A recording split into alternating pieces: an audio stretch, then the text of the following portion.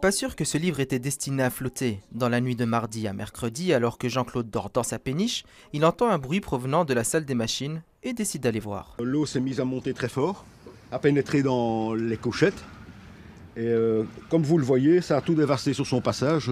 J'ai des sacs de livres et de linge et tout qui sont tombés et qui sont irrécupérables. En cause, une fissure qui s'est rouverte. Construite en 1912, cette péniche ne répondait plus aux normes. Avec le temps, la coque s'est abîmée et son épaisseur s'est affinée. Pour Jean-Claude, installé depuis 35 ans, c'est un véritable déchirement. Cette péniche, c'était tout pour moi, c'était mon habitation, hein. C'est ici que j'ai élevé mes enfants, que j'ai passé du temps en couple, que c'était ma maison en fait, si vous voyez, c'est des habitations, hein. Et alors, bon, ça a fait un choc quand je l'ai perdu. Pour limiter les dégâts, Jean-Claude tente de pomper l'eau. En vain.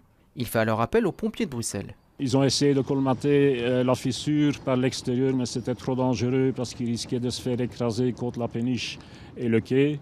Et via l'intérieur, la force de l'eau était telle qu'il n'y avait pas moyen de colmater la brèche non plus.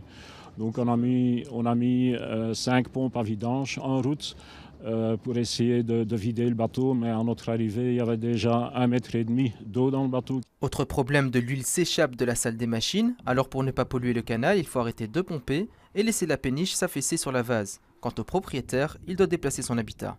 Chaque propriétaire doit contacter une assurance pour le renflouement, donc une assurance spécifique pour ce genre d'accident.